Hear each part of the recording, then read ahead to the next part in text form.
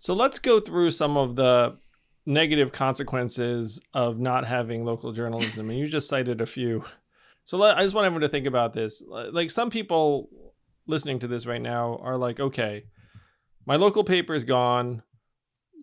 No one's covering high school sports, Crimea River. Who really cares? I can get everything I need on Facebook, the internet, blah, blah, blah.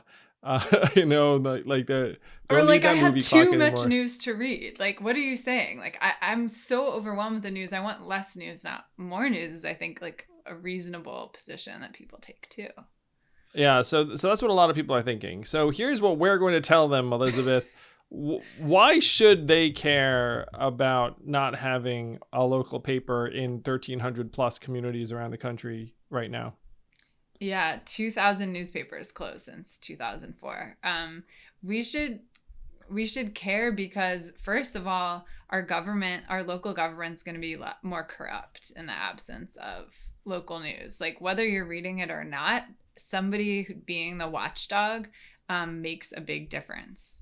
Period. I can share an anecdote. You probably have dozens, but a colleague who's a city councilman told me that they ran city council meetings and a reporter showed up, and then the newspaper ran out of money and the reporter no longer was there. And he said all of a sudden things became very different and not good different, sort of sloppy and unprofessional and kind of corrupt different. So that's a Kind governance of corrupt problem. is not really the bar we're going for American government. So number one, worst local government. Number two, More polarized partisanship in our country where we're subscribing to this like national religious approach to having our politics, which is basically tearing us apart from our communities. So there's studies that show the absence of local news increases polarization and decreases people who vote across party lines. and this makes intuitive sense to everyone because if you don't get any local news, then you're just going to be tuning into Fox or MSNBC or wherever, and then you just vote along party lines, and that's it. And there's nothing really to um, uh, balance that or adulterate it in any way. So one, more corruption. Two, more polarization, which is not exactly what we need right now, America. We don't need any more polarization. This is not a good thing. Number three.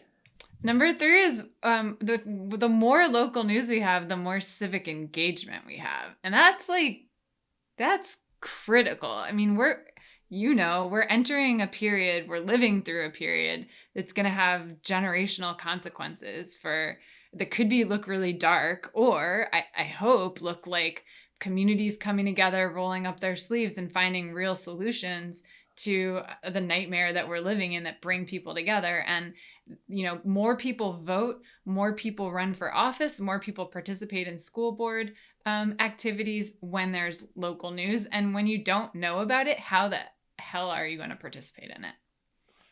Yes. People run for office less, they vote less, they don't know what's going on. I gotta say, it's harder to care about something if you feel like other people aren't going to care or see it either. You know what I mean? Like if you see it in a town paper, then all of a sudden you're like, ooh, school board elections, ooh, city council elections, or whatever it is. Yeah. But if it's just happening in the dark, then you're like, it must not be important. That's such a We're good pretty point. simple that way. That's so true. Like the tribe thing. Like we have at our school board debates that we hold that wouldn't exist if we didn't hold them, that Chalkbeat holds. Like it's a cool event. It's like a place to be. It's a thing to do with your evening. That's really fun, and hundreds of people come, and we get students to co-moderate them. I mean, you can make civic engagement fun, and I feel like we've never had a better opportunity to do that than we have right now in our country. Like every single person is asking these questions of themselves, I think, like, what is my police department all about? Or what I want people to reflect on right now is that the national climate is obviously very dark and bleak. But then one counter argument, because Americans are programmed for counter arguments at this point, would be like, it's okay because communities will step up. Things will be better in like your town. Like, Mm, like, so mm. what if DC doesn't have its act together? Like, that the city council will pay attention to the most important things. It's a very hard argument to make if you don't have any local news. You don't have anyone actually covering what's going on in city government. There are numbers that show that the corruption argument actually has real monetary costs, where the cost of municipal bonds goes up if you don't have local news, because then they're just like, yeah, whatever, let's just like pay whatever bond rate. Maybe they'll take a little bit of back scratching. It's been like a boom time for researchers who care about local news and democracy because there's so many natural experiments unfolding over the last 15 years, given that some communities have managed to hold on to some semblance of people showing up to municipal meetings and school board meetings and city council meetings, and some just have zero people. And so those kind of studies are like amazing, and they wouldn't have been possible. America, the new land of natural experiments. That could be our new billing. So It's like, let's sad. just see what happens if you have none of it.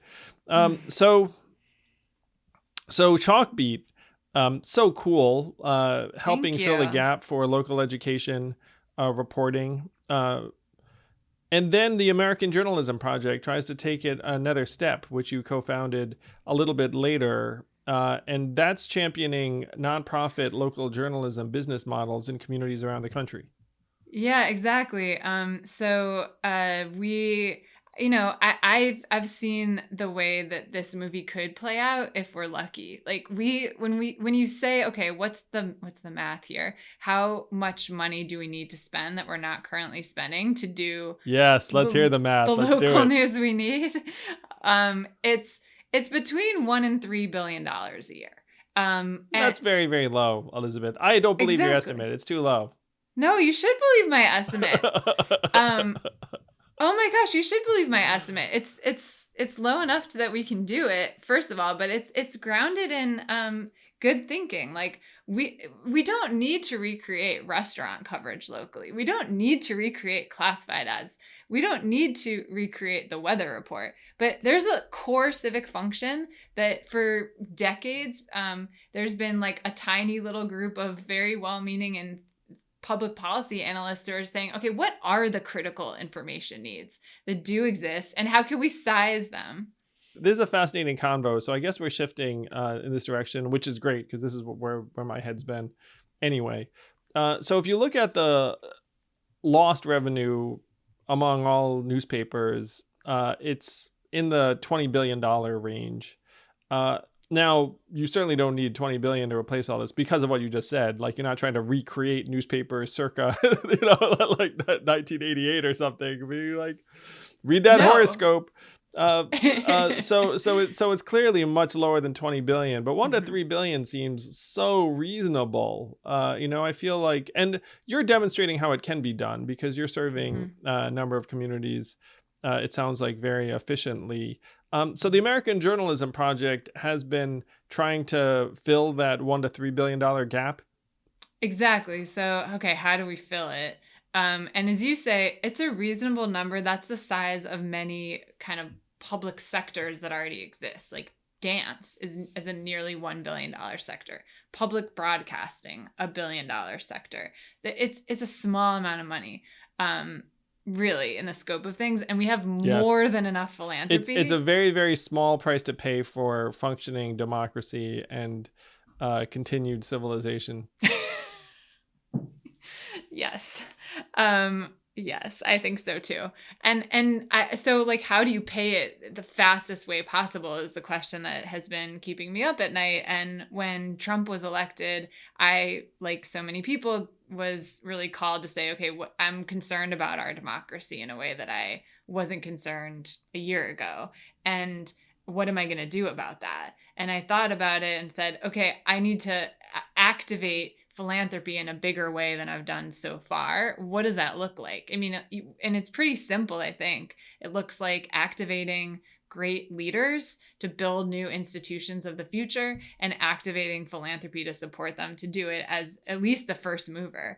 It doesn't have to be only philanthropy. And yes, I know it's not the best situation that we don't just have like free independent money growing on trees that allows people to be totally pure, because that doesn't exist. And philanthropy is not perfect, but it's the best we've got. And so we've got to assemble it. We've got to deploy it to really smart causes. And so that's where the idea for the American Journalism Project came from. We are on a path we're close to raising $50 million. And we've been giving it away as our first fund to promising social entrepreneurs in the local news space. And organizations like Chalkbeat that are positioned to scale quickly.